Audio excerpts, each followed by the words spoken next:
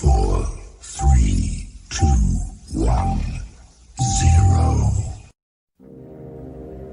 There's a threat in the world today. A threat to our way of living, a threat to our society, and maybe even a threat to our very existence. And what is this threat? For the thousands in attendance and the millions watching around the world. He is the one. I am. I am the ass. He is. And we are Black and White Sports. What? Bro, what are you talking about, man? I'm supposed to be the franchise player, and we're in here talking about practice. How am I not pound for pound the best fighter in the world? You tell me. Because you're retired? I mean, I want to see your face when you ask him this question and the way you're going to ask it. Look a man in the eye before you try to kill him or make up something. He went through my soul. And I'm not surprised.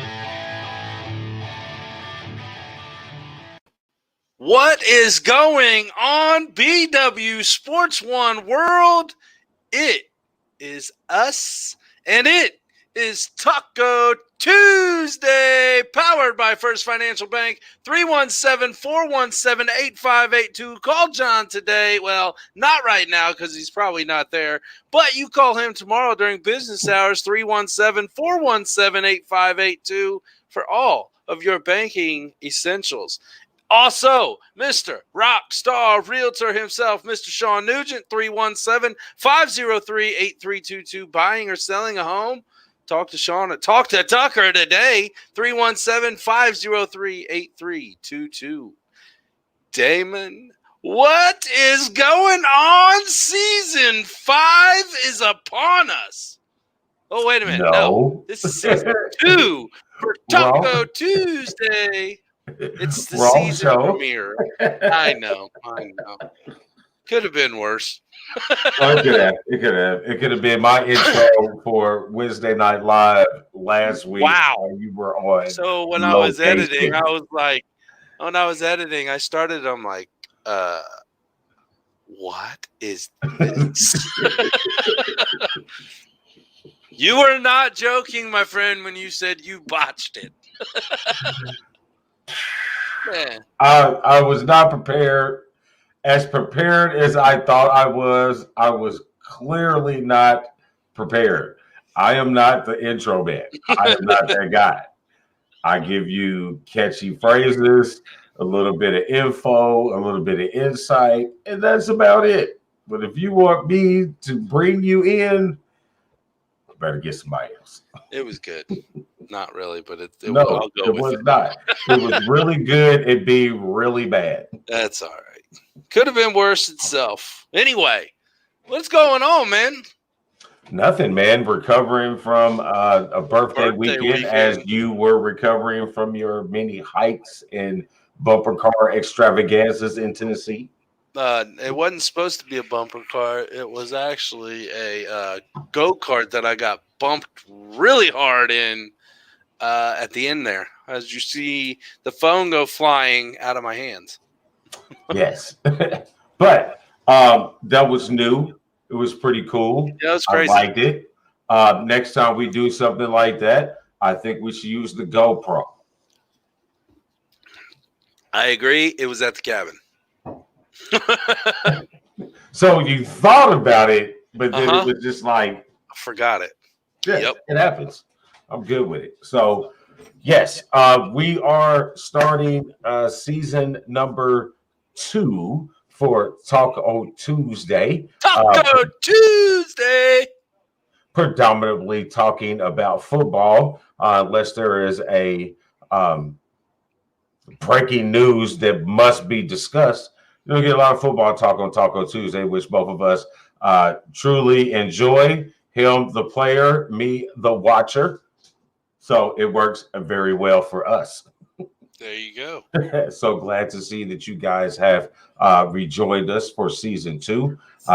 We got some good stuff going for you today. We're going to hit a little bit of college. We're going to hit a little bit of NFL. As you can see, I have control over the lights. Not really. The wife said I should brighten your life. So she turned on the spotlight. Ooh. But yeah, so all in all, that's what we got going on. There you go. There you go. Let's get into it. Okay, fine. So let's start in the amateur. Collegiate. Dearest Roberta Gilbert, we will discuss the atrocities that the Cowboys continue to put on the field in due time, but hold your horses. We'll discuss their debacle of an organization in due time. Yeah, I don't have much to say right now, but I do, but I don't. I do. I have plenty to say. Oh, I have plenty to say. I just don't know if I'm on any level to speak it right now because I still can't win another game. No, listen. As an Eagles fan or as a Giants fan or as a Washington Redskins fan or as a fan of anybody who truly hates the despicableness of the star on the side of the helmet of the Cowboys, rating. This is amazing. My team can be 0-39. And if the Cowboys is sucking, but they can still say, hey, we're in first place. And then we can go to your Eagles. But we're supposed to be talking about college right now. Yep. College talk. All right. So first off in the college news, well, it's the big weekend. The Big Ten joins the Big Ten joins the college football scene, the FBS football scene as of Friday. First game will be Wisconsin and somebody. I couldn't tell you. I knew Minnesota? No, they play Michigan on Saturday. Northwestern. Maybe, but I don't think it's throwing out names now. Yeah, I don't know. It's gone. I had it. And I said it's with Wisconsin. I mean, it doesn't really matter who they're playing. You just want to see what type of offense, what type of running attack that Wisconsin is going to bring to this year's Big Ten. We know they're known for that, but there's a couple things that I look forward to looking at this opening weekend for Big Ten play. One, we'd have to go to the team that sits pretty at the top of the heap will be OSU. It'll be the first time we get to see Justin Fields represent his march to the COVID-19 2020 Heisman Trophy ceremony or victory or whatever you want to call it. We've seen Trevor Lawrence from Clemson light up absolutely weak ACC, but they look at numbers for that quarterback award since there's been nobody other than a quarterback win it since, God knows how long.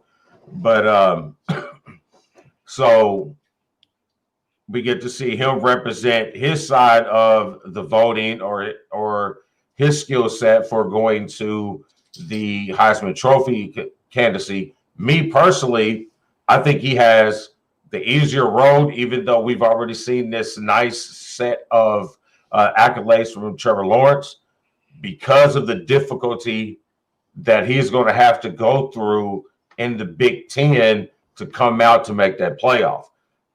Trevor Lawrence, you guys are pretty much in it, which I did to Miami. I don't really see Virginia Tech doing any much now. Notre Dame is the last hope, which I think they got a better than 73-7 chance, but maybe it's going to look pretty bad. You only put 12 points up against Louisville. That's it's not saying much. Now I will say, hold on now. I was going to say, Louisville's not a bad team. However, you're number 4 at the time. You got to do better than 12 points. You got to score a touchdown. You couldn't score a touchdown. With the 5-year senior. Just saying. I don't know. Not a 5-year transfer. A 5-year in the program senior. Yep. You know what I mean? Should be their biggest asset, but I think it's one of their biggest deficiencies. And the lack of being able to recruit a quarterback at Notre Dame, I think, is keeping them from being on that positive edge of repeated success and repeated talk in the college football playoff conversation. And I feel that's the same issue with Michigan as well. It's quarterback play. Until you can pull that type of quarterback to run these new systems, you're going to have these struggles because you're going to have to be able to read coverages and be able to use your feet. And neither one of our schools have displayed the proper recruitment of that position to be successful. I agree wholeheartedly, and you know how I feel about Brian Kelly. It's still very skeptical. He still walks a very thin line with me. You know, it is what it is. I'll talk about a little bit more in Notre Dame here in a little bit when we get to the rankings. So I'll leave it at that for right now. Oh, that's hot. She done put the broadcast that we're doing on the TV. That's pretty hot. I feel there like you go. I feel like I'm on one of them shows that people subscribe to. Oh, they do. Oh, but real quick, before we get really into our conversation, I want to make sure we send our shout outs, our congratulations, our yo man, or whatever you want to do to our brothers, Tommy Boy and Howdy over at Checkers and Records. Yesterday evening, they hit the 10K follower mark. That is absolutely outstanding. I'm glad to be on the outskirts part of your success. Well, you are the Brad Doherty, man. You are the Brad Doherty. I mean, you guys are doing a phenomenal job over there, and it's awesome to see that we got that many people that are not just locally, but that are spread out that really love to hear you guys break down the racing across the board. Excellent job. Kudos. Ah. And there's a lot more in store coming up soon. There you go. All right. Back to football. So we're finishing up the Big Ten. It's pretty nice to see them back. I think they've had time to sit back and watch how the two major conferences that are competing right now, or I mean three, I guess you could say three, but who's really counting the Big 12? Yeah, but another talk that I'll have here in a little bit when we talk about the rankings. Yeah, so between sitting back, being able to watch the Pac-12 as well, have this advantage, being able to sit back and see how things are playing out, how teams are approaching different breakouts, belief breakouts, true breakouts, and how the NCAA and these conferences are handling it. Mm-hmm. So I think they got a leg up to be able to approach things a little differently, or try to approach things different than what we've already seen. But the negative about it is neither one of these conferences have any wiggle room for any setbacks. You know what I mean? With the Big Ten, it is 8 games, 8 weeks. And it finishes the day before the committee gets together to pick the playoffs. So, I mean, I hope they got this figured out. I think it's going to play a major part in deciding who comes out of the Big Ten. And I mean, I know you'd like to think that the field is going to decide, the play on the field is going to decide who comes out. I do not. I think the response of a COVID breakout is going to decide who is going to make the playoff out of the Big Ten. Who is best equipped, who has made those championship winning moves to protect their football team. I agree with you on that. It's unfortunate, that we have to have this discussion, or the discussion is anywhere right now in sports. But I mean, not just sports. Obviously, it's more. You know what I'm getting at. But we're talking about sports right now, so I don't see how every team in the Big Ten, let alone going forward in the NCAA, doesn't have a setback. And like you said, there is no room for error with the Big Ten coming in their schedule, because if they miss a game, that could throw something off widely. If Ohio State goes in and all of a sudden has to take a week off, regardless, there still may be a team out there that's undefeated in the Big Ten and played in. They get the nod over OSU because of that week off. I don't know. There is no room for error. They don't have a bye week. There's 8 straight weeks of football, and I'm fine with that. I don't understand the bye week where you play 2 games in your off week and then you play 3 more games in your off week. Now, not every team does that. I obviously I know that, but there's a lot of teams like you look at Notre Dame and they've had 2 or 3 bye weeks through the season. It's like, oh, man, especially when you're independent. But talking about the Big Ten, like I said, if Ohio State or if Michigan or Wisconsin Penn State has a setback, that could throw their season out. Well, we've already got a setback for a couple teams. We start with Purdue. Purdue's head coach is not going to be there for their first game. No one is expecting Purdue to be that good in the Big Ten West or in the Big Ten overall. Probably would be, right around a 500 team, maybe make a low-level bowl game, depending on if they have bowls at all. I mean, this upcoming season. We haven't even explored that conversation yet. That's big money for college football and endorsements and sponsorships. If you don't have these ridiculous bowls, then, a lot of schools are going to lose a whole lot of money. So I guess we'll figure that out as we go along in this pandemic, that the numbers in 40 states are continuing to rise as these same states are continuing to open up more. So my next comment was going to be very bad, so I'm going to slide on by it. But yeah, so probably a good thing because you've had some oopsies. Yeah, it was going to be a good one, so I'm going to let that one go. But so yeah, I'm anxious to see it. For the game standpoint, I'm anxious to see how Justin Fields looks stepping out quite early. They don't have a really difficult opponent to go in, so it'd be nice to see him throw some numbers. We got one ranked game going on. We got Michigan and Minnesota. Both of those games look to be pretty good. Penn State was supposed to be pretty as preseason ranked as you got when we go through the top 10 here in a second.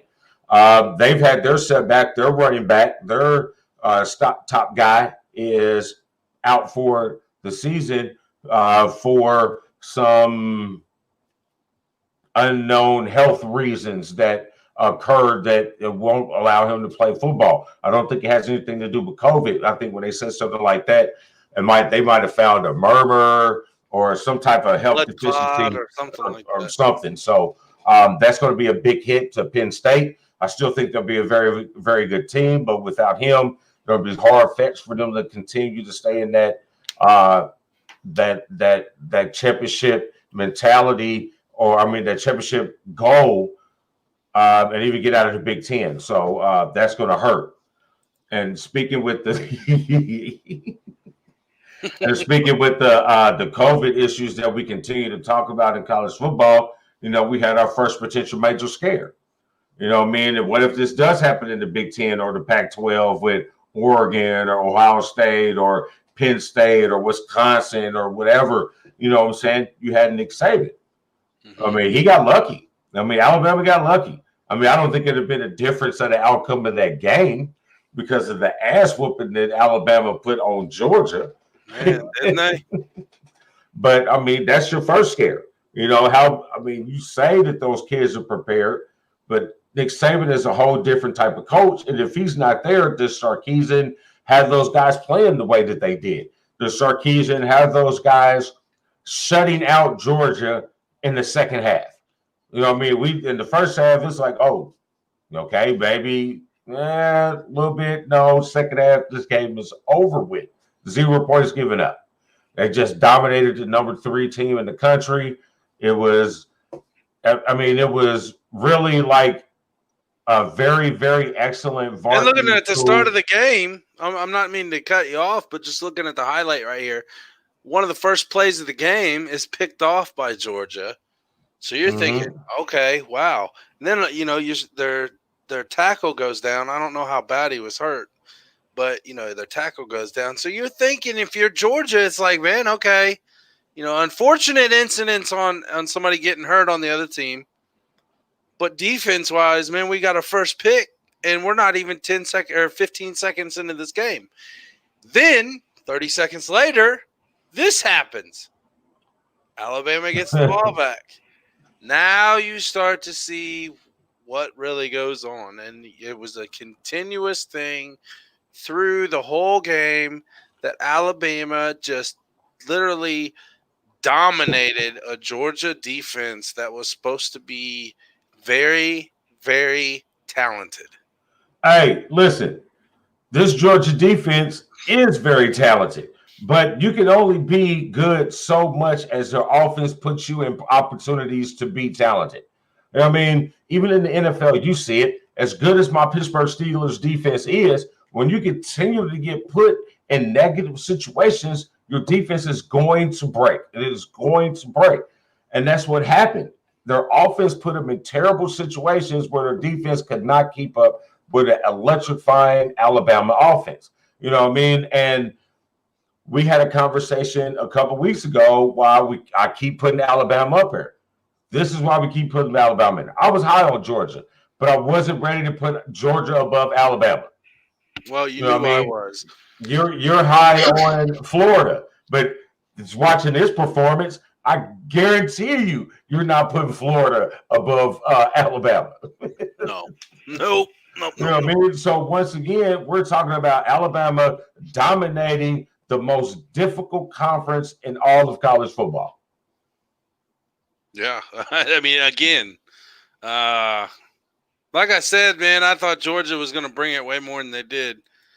I think the final score looks a little sketchy to how the game, the overall the game was going, but still, I mean, the score is the score. Does that make sense to you? You know what I'm trying to say there? Yeah, I know what you're trying to say. The score didn't reflect the true dominance of that performance on the field by Alabama. Just like you could say, even the 73-7 victory that Clemson had over Georgia Tech, that score still didn't reflect the true dominance that, you know what I mean? I'll put it this way. If Trevor Lawrence plays the second half, they put up 100 points on an ACC Power 5 conference football team. Mm-hmm. That's if Trevor Lawrence plays the second half. You know, they played their third quarterback. Oh yeah, they had freshmen on the field. You know what I mean? It was like the fourth quarter was all freshmen. Yeah. Yeah, it was. It was Like if I was a Georgia Tech president and athletic director, we need to reevaluate our vision as a football program. Yeah, because that was a little rough. That was slightly rough. That was terrible. All right, so a little good news in the college football world for one school, but not so much for the other school. The University of Kentucky wins for the first time in 37 years in Knoxville. Mm-hmm. It's about time is what they're saying down in Lexington. Well, I'm going to tell you right now. I think Kentucky is better. I think Kentucky is what we thought they were. I think they're a better – you like that?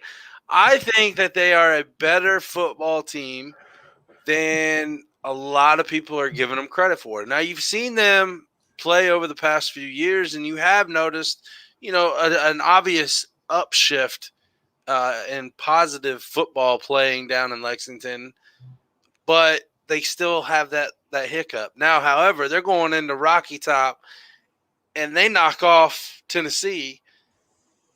Is it Kentucky is as good as what we thought they were, or is Tennessee way worse than what they thought they were? One, I'd like for you to explain to me, who did you think Kentucky was? If they are who you thought you are, because I'm going to let you know.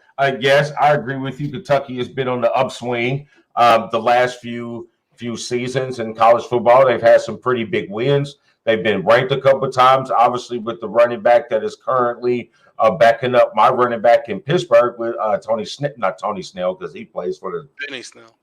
Yeah, Tony Snell plays in the NBA, but Benny Snell, he actually plays for the Steelers this year. They've had a really good uprise in that program. But in the SEC, I'm going to tell you, I was not thinking about either one of these two teams being any part of any conversation on either side of the SEC. No, but I think that Kentucky should be getting more props than Tennessee does. And I think Tennessee, for some reason, is getting way more props before this game than Kentucky was. Not just in their ranking, I mean just overall. Well, when you have a better recruiting class the last 3 years and your offense is rated a little higher, you have a couple more 5-star athletes across the board, you would think that. But the Tennessee program has been lacking a true leader, a true a true identity and what their progress or what their goals or their forward movement is for their program. So they're going to always get a little bit of extra look because they are Tennessee. It is Rocky Top. They do have a tradition, but they are who they thought they were. But other than that, I still see a team searching for an identity, searching for a goal to look forward to. And in the SEC, that's not the conference to be still trying to search for an identity, because then you'll end up with the Vanderbilts and the Missouris and occasionally the Kentuckys. You're at the bottom of the pile. I agree. But like I said, I think that I have thought this for the past few years that Kentucky should be getting more credit than what they have.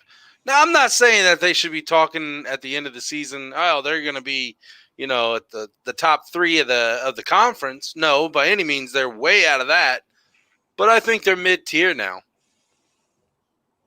Man, I can give them. I can say mid-tier. So you give them the Auburn, South Carolina. You know what I mean? That range. Roughly. Maybe right after those.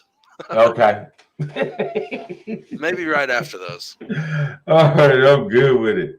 And last, with a little bit of the conversation pieces, really, why was North Carolina ranked? I'll put it this way.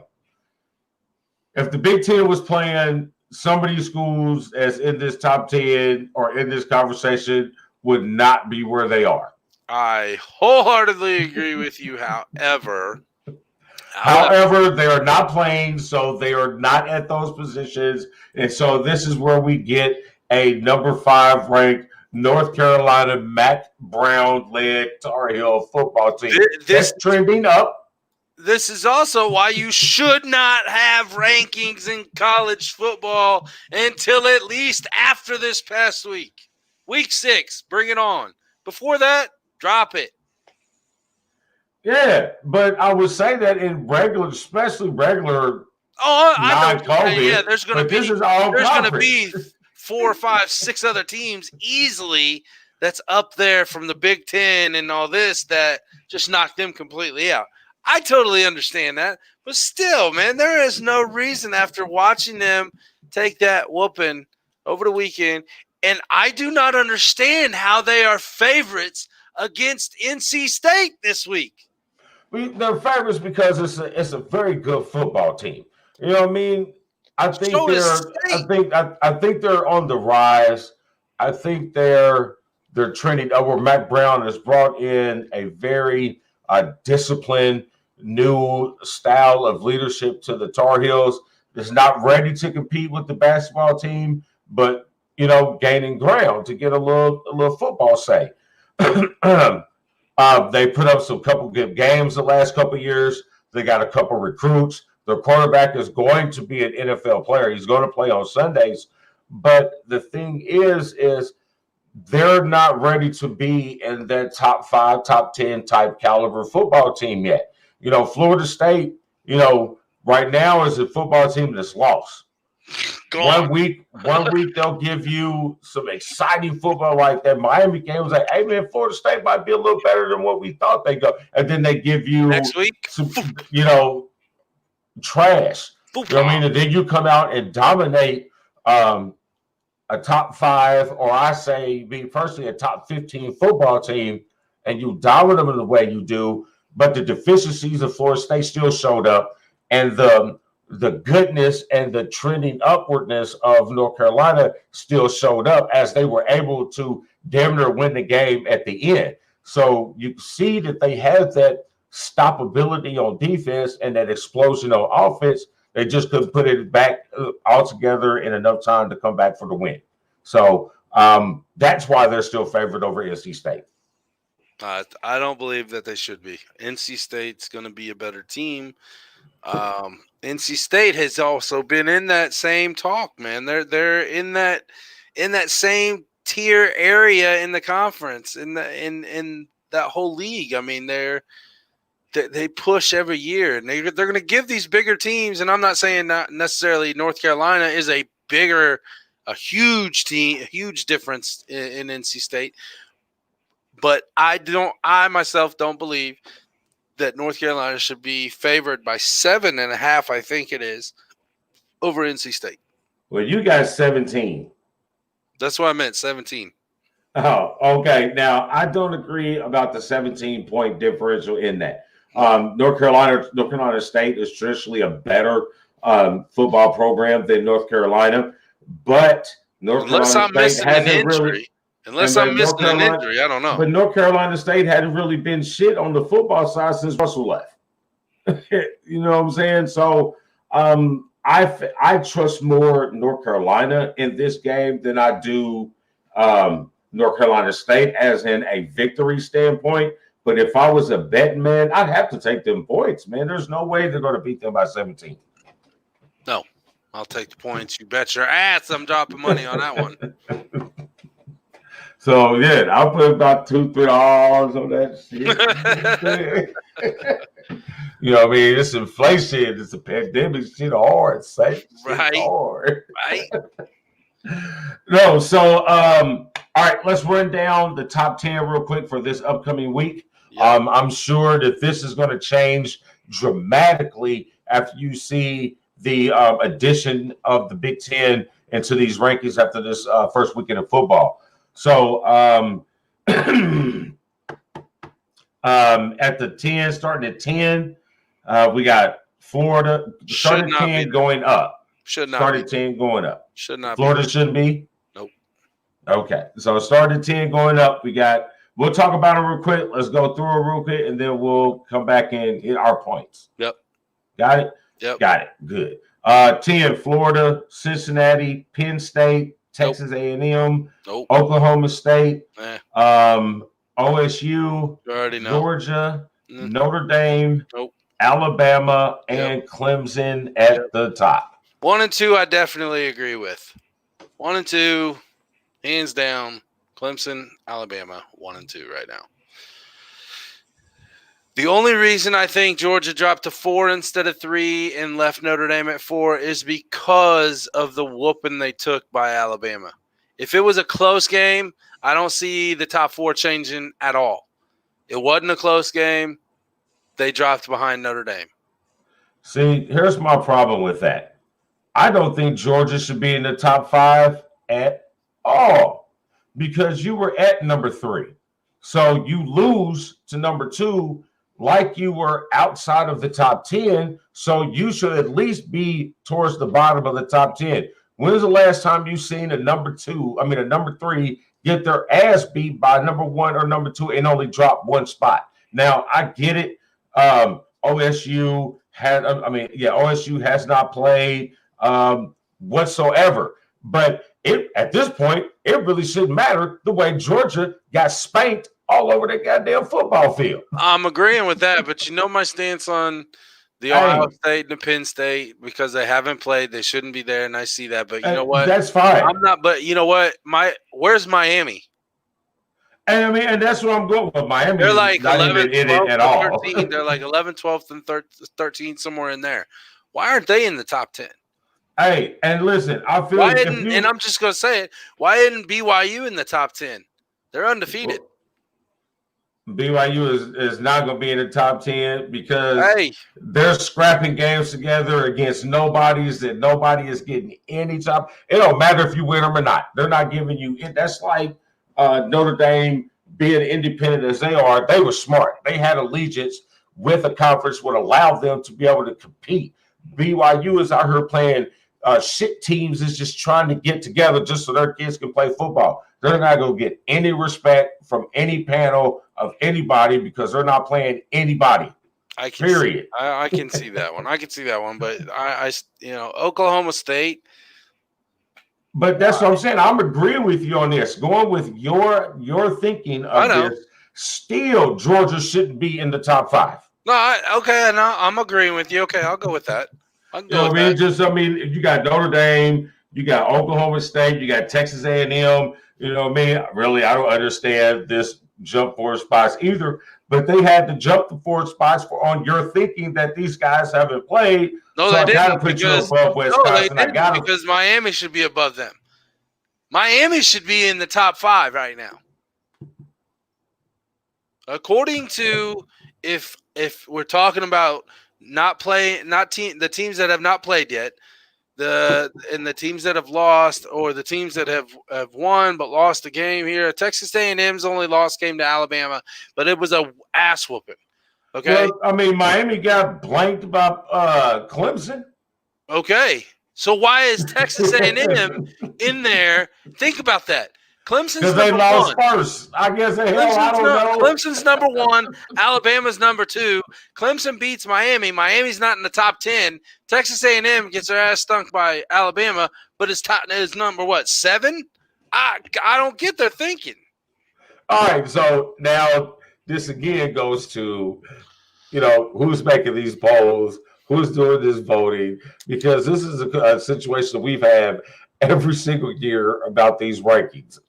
Every time. How you put a 13-1 team, ahead of a 22-0 team. You know what I'm saying? Yeah, I mean, let them get their ass beat. But here's my opinion. If you're going, if I go 13-0 and I'm not in a big conference or whatever, and I think I should be. If I go 13-0 for 3 straight years and I'm not in a conference, I got a problem with that. Or not in the playoffs, I got a problem with that. If I do get in there and I get my ass beat, at least it should humble me and be like, okay, maybe I am not ready for that yet. Well, I guess it depends on where your 13-0 is. If you're 13-0 in the Mountain West, bro, you're not getting in over an 11-1 SEC team. No, let me take that back. You're not getting in over a 10-2 SEC team and a 11-1 Big Ten team. I could see that definitely happen, something like that. It's not going down. It's not going down. I could definitely see something like that going on. But like a team like Cincinnati, when the Big Ten and the Pac-12 jump back in, this is going to affect their football team really big because of the conference that they're playing in, and you're only subjected to play the teams in your conference. That what is it, American Athletic Conference? Not very good. There's only a couple teams in there, not enough to compete with those low-level teams in the Big Ten or the ACC or the Big 12 or the SEC. You know what I mean? So the better thing for those schools like Cincinnati or BYU is for these Pac-12 and Big Ten schools not to even get involved. You know what I mean? That's the only way. Because if they continue to get involved, it's not going to work well for them. I agree. All right. So I guess it is time to move into our commercial break. Great timing. I mean, as I'm clicking on it, I am saying it like, yeah, we just had to get past that last statement so we can get on out of here, dog. All right. Station identification heading your way now. What is up, everybody? It is your boy, the ass for Black and White Sports, and let me talk to you about a little banking. First Financial Bank in John.buzzard. That's right, folks. The official bank of BW Sports One for all of your banking needs, whether it be savings, checking, mortgage loans, small business loans, and everything else under the sun. First Financial Bank in John.buzzard is where we go. Call that man 317-417-8582. That's 317-417-8582. Or email him at John.buzzard@bankatfirst.com. That's right, First Financial Bank, the official bank of BW Sports One. What's up, folks? It's your boy, the ass from Black and White Sports, and I am looking to buy or sell a home. I know who I'm going to call, and that's Shawn Nugent, a.k.a. BW Sports One's Rockstar Realtor. That's right, folks. Shawn Nugent is the man you need to talk to if you're looking for your dream home or looking to just downsize or anything in between when it comes to your new house. Call Shawn 317-503-8322. That's 317-503-8322. Or email him shawn.nugent@talktotucker.com. You want to talk to Tucker? Talk to Shawn Nugent, BW Sports One's Rockstar Realtor. There you go. And we got a little action going on over at CWTV right now. That's right, Tommy boy, Mr. Tom Racker, Tommy Checker, a.k.a. Shawn, doing a little broadcasting right now over at CWTV. Looks like we got the mods out there, the SK modifieds and the tour mods. Look like there's a caution on the trackers at the pace. No, there was a caution. I was watching it unfold as we were on break. Little wreckage action that we just missed. That's nice. So we've gotten the amateurs done. Let's go to these pros. I mean, it was a really good weekend in football. Fuck you. And the pros. No, I mean, let's start off with it, man. Let's start off with some news. I mean, I hear them to talk. Are the Packers overrated? I mean, it's the beginning of the season. I mean, it's one loss. Is this overrated talk just a little premature? Yeah, because I don't see how just because they lose one game. Okay, remember, we are talking about Tampa Bay. We're not just talking about Tom Brady and the offense here, folks. We're talking about one of the damn good defense in the NFL being the Tampa Bay Buccaneers defense. I mean, that's one. Two, you're playing at home, but you don't have that crowd help. You don't have that. It's that COVID-itis. You know, they don't have the Lambeau Field feeling with the crowd fully there. They were in Tampa Bay, buddy. Yeah, they were, weren't they? So they're away. Threw me off. Hold on here. You're right. They don't have that. Well, they're away. They don't have that Lambeau feel.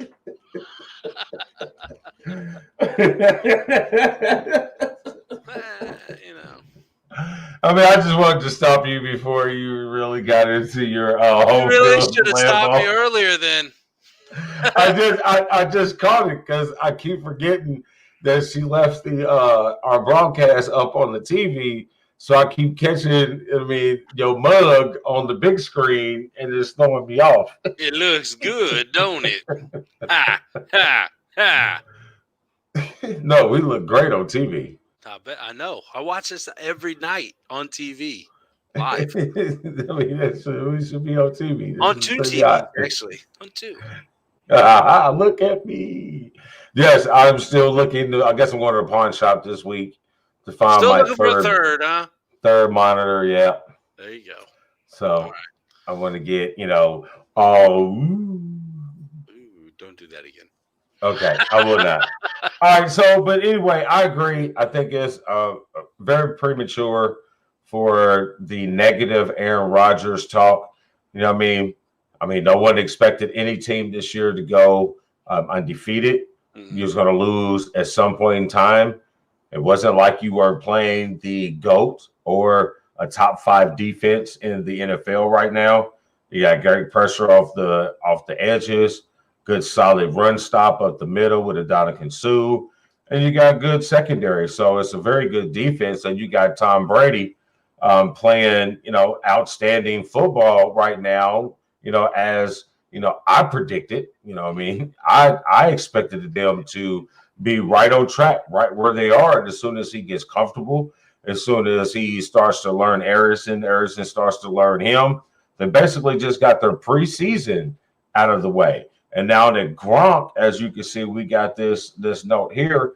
Now that we got Grunt starting to assert himself as a factor in this offense, I mean, it's lights up. I mean, LaShawn McCoy is sprinkled in the offense, being very well productive, and you don't have to use him as a full load, because he's not durable.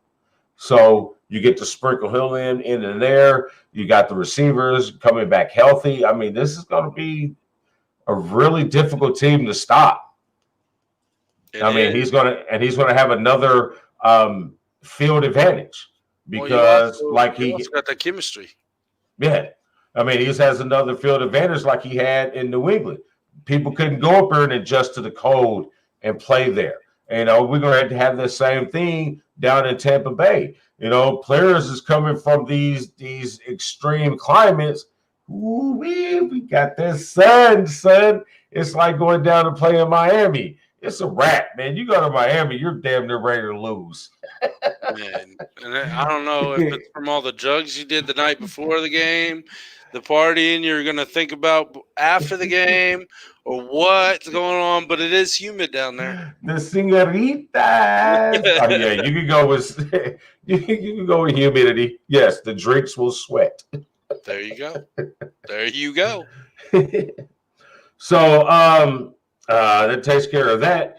But here's a topical subject for you. A topical subject, folks.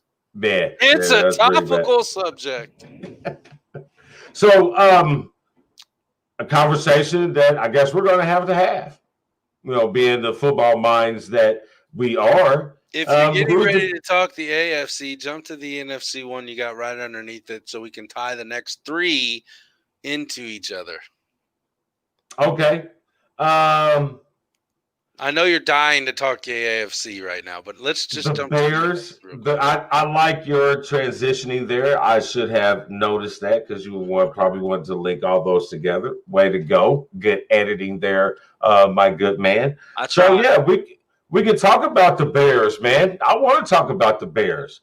I mean, I don't think I gave the Bears the respect that they are playing with. My whole focus was on the quarterback controversy that, frankly, I'm still not quite sure why the switch was made, because they were still above 500 when they made the switch. I mean, and if you really look at it, the quarterback numbers themselves aren't that different. I think it's more morale, more belief, more confidence with the Nick Foles-led Chicago team than the Mitch Trubisky-led Chicago Bears football team. We both know that the defense was really good. It's supposed to be really good, but we never really expected the offense to play up to the level that the defense is playing, and this is what you get when you have it. So, let alone control of the NFC North threat to the Packers, the NFC needs to really be on alert. That's what this Chicago Bears football team. The weather's getting ready to get cold, and you have to go into Soldier Field, bro. It's not an easy place to play. I'm agreeing with you wholeheartedly. The defense has been stout. Like you said, we both knew that defense of the Bears was going to be there. It was the offense that was skeptical, but you mentioned the morale when Nick Foles went in to Trubisky going out. The kind of same concept happened just 3 years ago in Philadelphia. You know, you got your 11-2 or whatever you are at the time. Wentz gets hurt. He's out for the rest of the season. You got Nick Foles goes in there, and all of a sudden, it looked like an energized program overall. Can you see this? The problem is, the thing I'm asking myself is will this last a full season? Or what will happen? You know, obviously injuries are going to be the injuries are injuries. You got to deal with it. You live with it. You move on. You put the next player in, blah, blah, blah. But going forward, knowing Foles' history, knowing Foles' career stats and what's happened and all that, take out the injuries at all, he's never been a full season consistent quarterback. Now, am I saying that he's bad? No, not at all. Am I saying he has to stay consistent this year with the offense going the way it is right now to continue that and fight for a division that I did not see them fighting for? I think that, you know, he has full potential of it as long as the line keeps him healthy, as long as he stays as healthy as possible, and the team still builds around him. I mean, I'm not saying morale-wise, not necessarily player-wise, but morale-wise, like you said, and I agree with you. You see a difference in depending on who's there. That's odd. Our stream is unavailable on YouTube now. I don't know. It just went off. I don't know. I don't either. I don't But know. anyway, but that don't stop us because we keep going forward. Hey, I'm not counting out the Bears any longer. I am no longer negatively speaking Bears talk. I might not pick them every game here on out, but I am going to pick them more. That's about all I can say. They've earned my, hey, I need to pay attention to them. And plus, my guy keeps texting me, what about them damn Bears? All right, so let's get on into the AFC. So now is your time.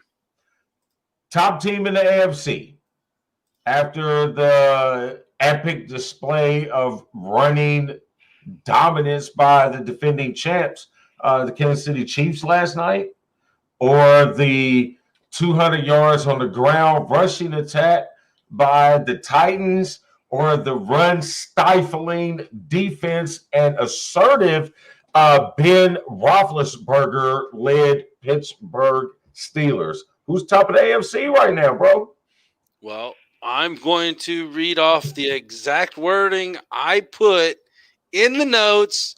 My opinion right now, it is a three-way tie at the moment. At the moment. And then you drop down to where it says tie this into the other one. Who had the better weekend? I'm going to say it was a tie there too, because, I mean, Pittsburgh knocked off a division rival majorly, handed it, you know, here it is, here's your ass whooping. You know, Tennessee did it the same thing, regardless if that team is supposedly good or not. They went in, they were down, they had to pick themselves up, and they followed through with the division rival, finished it out. Derrick Henry, badass. He's like, I'm going to start calling Henry like, what was Marshawn Lynch? Beast Mode 2.0, because that dude is a beast. Yeah, I think he plays, to me, Henry to me is like he's like a Adrian Peterson cyborg. Ooh. You know what I mean? He's still a tall, big back, but he has an extra burst of speed, a little more than what AP had. He still explodes. I mean, he's still strong and hard. You can't arm tackling. It's hard to bring him down even when you hit him in the hole. But when he gets to the outside or he gets to that third level of the defense, he's got wide receiver speed. You know what I mean? Like Adrian Peterson, you know, he had extreme running back speed. But Henry has wide receiver speed. So if he hits the outside, it's a done deal. And it's it's amazing, how dominant they were on that part of the offense. And I mean, I don't want to get too in depth in talking about Tennessee right now because they have some intricacies in our picks later on in the week. But I mean, this football team is exciting, and this game is going to make sure that those two teams are going to be at the top of the AFC. I do like, the Chiefs, but the Chiefs have a loss right now, and the Chiefs have an obvious deficiency that their offense completely outweighs. Now, I don't know if a whole bunch of teams could run that type of scheme that New England tried but didn't have the personnel that Las Vegas did have and completed and got the win. Defense, they struggle, but their offense is so great, their defense is put in better situations than most bad defenses are. So coming up against one of those other two teams that play really good defense, I think they have a chance to win. You know what I mean? Like, you laughed at me when I said, if Pittsburgh puts up 19 to 21 points, it's going to be really hard to beat that defense. I mean, you saying I laughed at you, it's funny that I'm the one who picked your team to win the division. Hey, man, I don't want to be all like my team. I try to look at the numbers, the way they set, how it looks coming in, all the question marks, how Baltimore finished, all their upsides, Hey, I didn't say I had a lack of faith in my team, we do this as somewhat a non-biased conversation, so I looked at it that way. But let's believe I'm over here, having to pick this the last undefeated matchup of the season. Yeah, it's gonna be a good game. So who do you think wins that one? We'll talk about that later. But yes, you already know. Next, Ron Rivera. Yes. On the 2-point conversion, yes or no? Yep. Every time. I agree.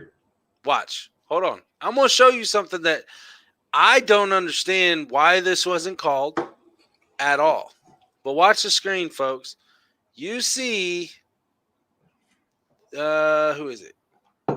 I believe it's the running back that comes out of the backfield. Okay. He's not blocking. He's on a passing route. Watch what happens to this guy right here, okay? I wish I had the pin, the note pin and all that. I got one. I don't know where it is, though. Right there. Okay, did you see? Where's the cursor? Okay, so all right. Right here. This guy's on the ground. Watch this again. Back it up a little bit. Okay, this is where they scored the touchdown. Watch it real close. Watch the running back come out of the backfield. Right now. Is that or is that not a passing route that should have been deemed interference? And the ball, what do you mean for what? Count the yards. Is it within 5 yards? It doesn't matter. Yeah, no, it does. No, it doesn't. They're at the goal line.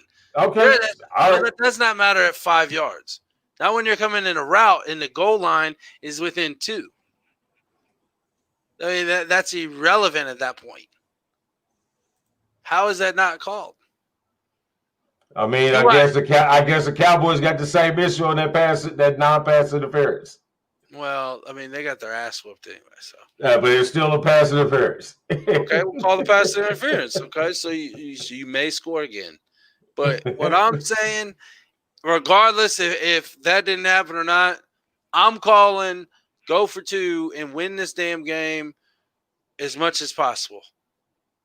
You're playing an NFC East rival. I'm looking at this a whole nother angle. But my end result is still, yes, you go for it. Okay, I'm looking at it from this angle whatsoever, this angle here. Nothing to do with the actual football concept, the lack of a call, if it was a call or whatever. Nothing to do with that. I'm solely based off going on the mental aspect of that call. All right, I am a new coach. We got tons of controversy the last 6 months of our organization. People are downing and looking at and scrutinize every single decision that we make on this football team, according to starter, who we put in, who gets hurt, who's the coach, who's the owner, whatever. I am trying to change the culture and the mentality of this losing football organization. So if I start to instill pride, belief, and confidence in my football team, then they're going to start to instill that belief and that confidence in me as a runner of this football team. Regardless if they make the 2-point conversion or not, he believed that his football team could do it, and that's going to go 100 times fold for the players. I agree. I'm not disagreeing with you. I don't see really there wasn't any different angle that we went. I was just pointing out that there was a botched call that could possibly help them out on that. But regardless, I agree wholeheartedly with you that helps the morale we was talking about earlier with the different team. That helps that morale, especially with your coach going through chemotherapy or radiation or whatever treatment you're going through right now for a terrible issue that you're dealing with. But you're showing your players, hey, man, I'm here for you. I wanted to get you this win. Let's go and get it. Agree wholeheartedly with the call. Yes. All right. Last, before we go into our spotlight games, the LJG head slap of the weekend. Wow. It looks like we are in agreement on this particular one because, as you stated, it makes no sense. None. I am put back. I am displaced feelings-wise. And this has nothing to do with either team that we like or any particular specific player that we like. Right. But this smack on the back of your dumbass head award goes to the front office and the head, excuse me. Let it out. And the head coaching staff of the Miami Dolphins. Okay, what's their record right now? Aren't they like 2-3, 3-2? 3? No, they're like 3-2, 4-2. No, they're not 4-2. Well, 6 games. They play 6 games, right? We're going into week 6. Play 6 games. But I think they already had their bye, so I think they're 2-3, honestly. But they're winning because they're second in the AFC East. What is that? I mean, not the AFC East, not the AFC East. They're second in the AFC. What is that saying right now? I'm second in the NFC East, but you the AFC. You're second in the You're second in the NFC East. They're second in the AFC. Miami is not second in the AFC overall. Okay, let's go look at the article because how could that be? Because you have Steelers that are undefeated. You have Tennessee that's undefeated. You have the Chiefs that's only lost 1 game. You got the Raiders they're tied at 1 when they're both undefeated. There's not a 1 or 2. They're both tied at 1. Are you looking at power rankings? I'm just looking at what the damn ESPN said from the article. I don't trust them people. But regardless of the fact, they are a winning football team. They're above 500. They're winning football games. They're on a 2-game winning streak, if I'm not incorrect. Fitzpatrick has 1,500 passing yards in 6 games. Yeah, they played 6 games. In 1,500, he's at 1,500 yards passing in 6 games. He's got 12 total touchdowns. And why, again, are you putting in Tua Tagovailoa longer? I ain't got nothing against the kid. I don't. I think he'll be a very good quarterback. But if your interest is winning football games, why are you putting in the rookie as your starter when you only saw him for a quarter against a losing sucky-ass Jets team? I am not disagreeing with you one bit. I do not understand it. I don't know. Are you trying to fuck over your football team? I just do not understand it. There is no reason for it. Nothing justifies it at all. I mean, at all. Nothing. Nothing. I'll say nothing one more time. Nothing. I mean, I don't know how to respond really to that because I don't get it. I mean, games is not for me to get. Maybe it's not. Maybe the analytics, says that you should go for Tua Tagovailoa. Well, those whatever made that decision is an idiot. So yeah. So there is your smack you on your back of your dumbass head of the weekend. There you go. Team, organization. Like they should have draft picks taken away for this. They should have something because that was a stupid move. Right. All right. So let's get into our spotlight games. Let's roll. All right. So covering last week's, who were your surprise players and teams? My surprise player, running back, Detroit Lions, DeAndre Swift. Dude had 14 or 15 carries for over 100 yards. Now, one of them I know was a 51-yard run play, but he's averaging 4 yards a carry easily, and he's starting to stand out in Detroit. I think that they got something definitely good in the future with their running back. Moving on to the team. The Dolphins, for the same reason we just talked about, not teams that I'm surprised in good ways. That was it's wow. I'm speechless on how stupid that move seems to me. Yeah, I don't have anything else to say about him. I was looking so good. I was feeling good about the Dolphins. You told me to feel good about the Dolphins. And then they do this. And then I would say, told you so. I don't get it, man. I just don't get it. I mean, this is not how I envisioned him when I said he'll be starting by week 5. I figured they'd be 0-4. Right? Yeah, not winning games. Not winning games. Doing it all, but I don't get it, man. I'm lost. My surprise player is Ryan Tannehill, man.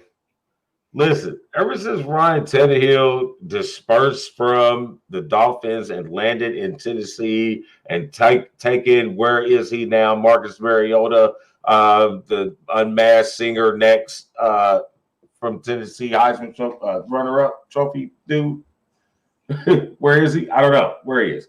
But Ryan Tannehill is not in a elite quarterback conversation, but he is in a solid starting quarterback conversation. Yeah. I rate him above Trent Dilfer right now. Wow, okay. I mean, he's obviously getting the job done, but he's got a hell of a supporting cast. Derrick Henry. There's a hell of a supporting cast right there. When you got a run game that can do what he does, it opens up the field in every other aspect. It helps your defense get more wind back in them in between them going out being on the field. It gives, if you're up, you don't have to always constantly try for that pass. Even when it's a 4 or 6 yard pass, you don't always have to do that, man. You can get 3 to 5 yards on a run easily. Yeah, and he's got good enough receivers that when they're putting 8, 9, 10 men in the box, that he is able to complete those over the top one-on-one matchups on the outside. My surprise team is the Bears, man. The Bears. You know, hey, they're playing great, outstanding football.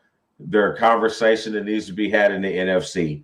I still think they're a step behind the Packers in that North Division, who is still behind the undefeated Seattle Seahawks. But I still think that they are I put them right there with Tampa Bay. I think they're very formidable, and you have to pay attention to them. Yeah, I agree. All right, so let's move to our last week's disappointments. I got Zeke Elliott, man. I got Zeke Elliott. You are playing terrible football, and the reason why I'm going this because he hasn't been playing good football all year. Mm-hmm. I say this because of your heartfelt interview after the game when Dak goes down. Your heartfelt interview with Keyshawn via Zoom meeting, and the dedication of the season and your performance to Dak, your draft mate. Hold on. I mean, those guys came. You said Zoom meeting. Should I should I start reenacting the Zoom meeting with the lotion and the Kleenex from whatever that dude's name was? The dude from the New Yorker and CNN. Dumbass. Hey, Jesus, this is sometimes you got to milk the old one-eyed snake. I want to make sure your camera is off. Or don't do it during the Zoom meeting. Yeah, I don't understand that. I mean, anyway. I mean, the camera being on, let's not do it during the Zoom meeting. Yeah, I mean, you got to have some kind of control. I mean, you're like, hey, yeah. I mean, he's literally, I got to go. I was like, what are you doing? Hey, Tom. Right. Tom. Holy shit. Did you hear that one lady go, no shit. Oh. Now he's getting ready to get a sexual harassment cards as well because she felt violated. Because she had to hear it. I felt violated. Fuck it. Let's do it. Let's get a black and white sports civil suit against CNN. Tom. No, but real talk. That performance that you gave, I mean, in your first 4, and he's the reason why owners are not giving running backs huge deals in their second contract. In your first 4 years in the league, you have 4 fumbles. That equates to 1 fumble a year that you lost. In the first 5 games of this particular season, you have 4 lost fumbles. Not how many fumbles you have 4 lost fumbles, which led to you being benched, which led to them having a backup in the game, and you're standing there double nose rings with me, feed me. That's what you expect from an OSU running back. You know what I'm saying? I mean, I didn't know what y'all thought. Gotta get it in there, folks. I mean, I didn't know what y'all thought y'all was gonna get out of that situation, man. But you know what I mean? That's what you get. That's what you get. Sorry. He's the biggest letdown. You're the best player on the football team, and you're leading by the great example because all of them suck-ass players are following your lead. You're terrible. And my team, the Browns, way not to show up for one of the biggest games of your forward movement. You didn't have to lose. You didn't have to win the game. You could at least try to compete in the game. Like, I understand my defense is really good, but damn. I mean, damn. At some point, that they made your defense look like complete all-star team. I'm not saying they're not good, but come on, I'm with you. Man. I'm with you. I like to hype them up as best as anybody else, but damn. Like, I get it. Baker, you was hurt. The ribs was hurt. They really hurt now. Right. Obviously, you didn't pay your offensive line well enough because they didn't give those isotoner gloves, man. Yeah, they didn't give 2 shits about your ribs. They just let you get hit. You went back to, oh my God, I'm scared. Let me throw something up. But he does have great commercials. He does. He does. My player is Kirk Cousins, man. I don't know what happened to him. You like that, don't you? Yeah.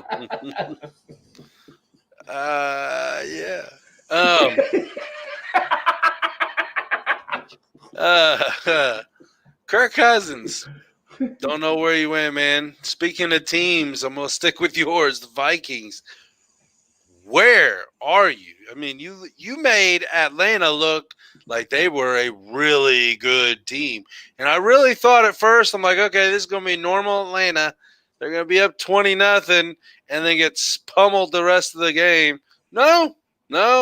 Minnesota didn't feel like showing up until about halfway through the third quarter, and then they decided to do something, but a little too late. Too little, too late. I don't know. Get your shit together up there before Skull goes, no.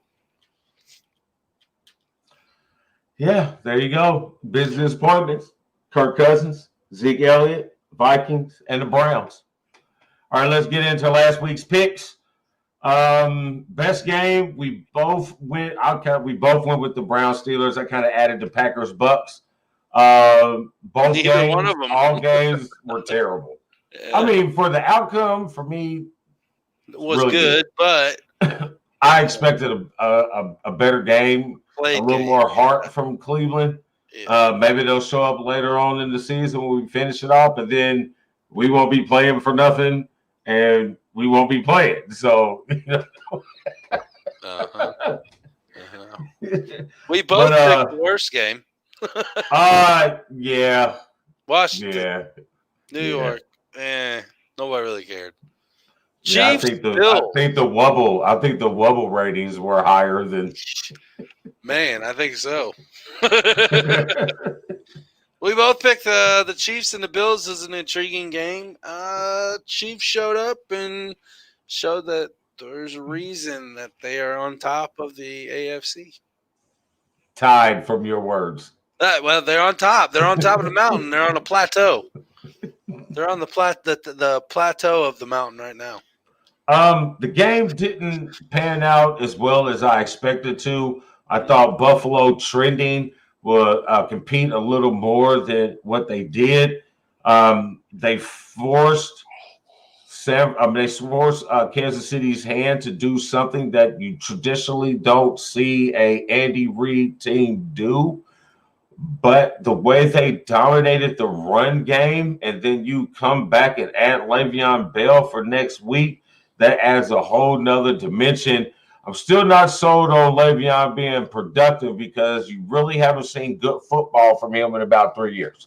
Right. So, the reservation is still out on that one. But, I mean, with the added hype, this offense is going to be really tough to beat. So that's what I was really like to see, the dominance of the run game. And we'll see how people approach it coming from there.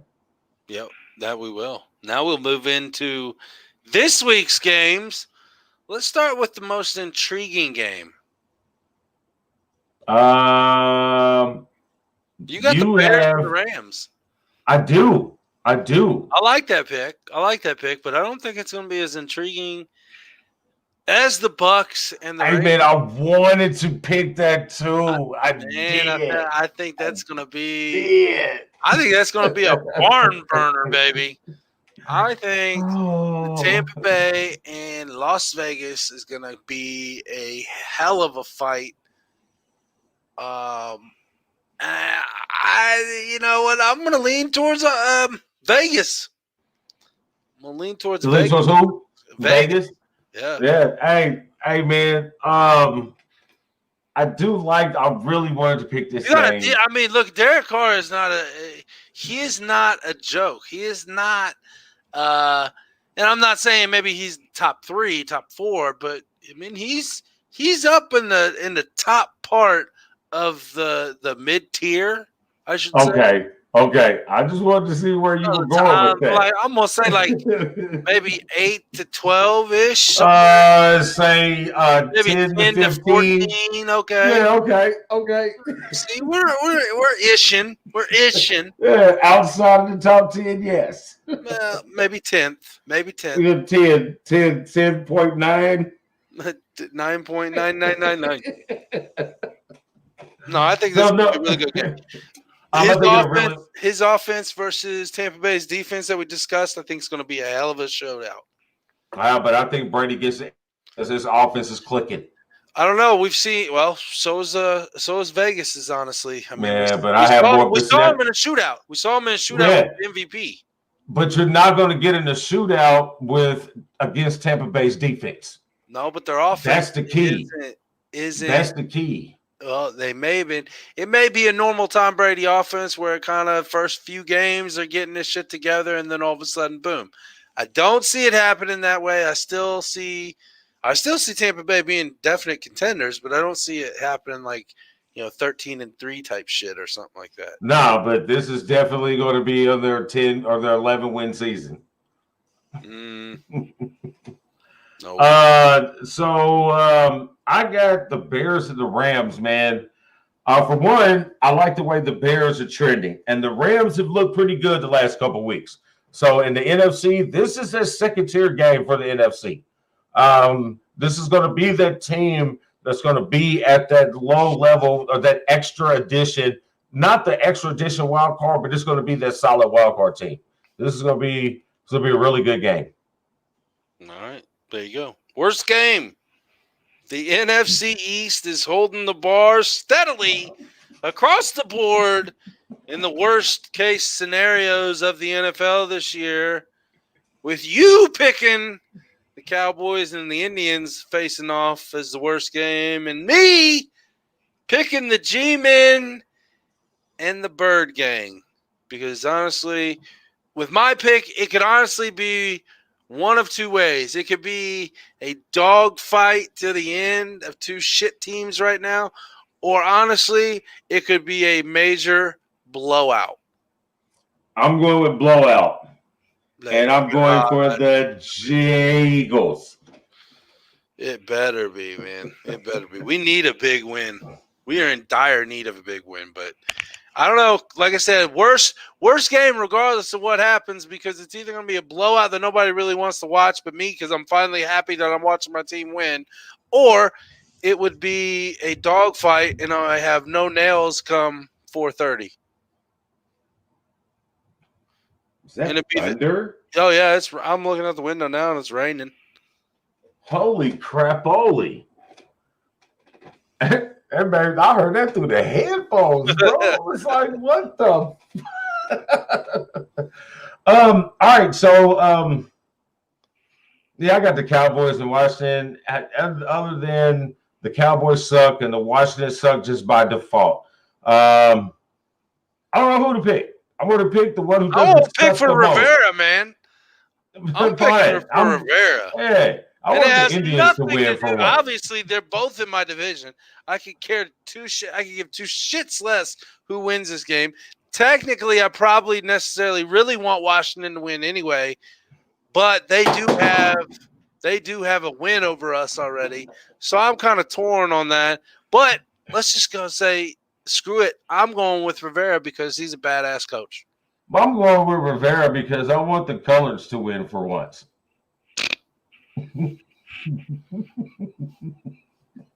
I was going to say something. I'll say it after when we're off air. Because I think you would find this funny, but I don't know if the world would. The world's not necessarily ready for all of my jargon. No. That is. All right. Best game of week 7. The only matchup between undefeated teams. Yep. You got, and this is the first true road test for the Steelers. We've had the last 4 games at the crib. Now you got to go down to Nashville and play the Tennessee Titans, also undefeated. Both teams are 5-0. This game was supposed to happen 2 weeks ago, and this was supposed to be both of those teams' bye weeks. So it really doesn't make that big of a difference or sets an advantage for either one. Tennessee coming off a very dominant performance on a week that surprised everybody with being not allowed in their facilities.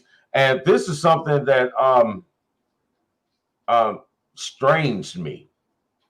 They do the review of the COVID-19 and they find that they are in compliance, but there still might be facing fines. I don't understand that. I don't get that.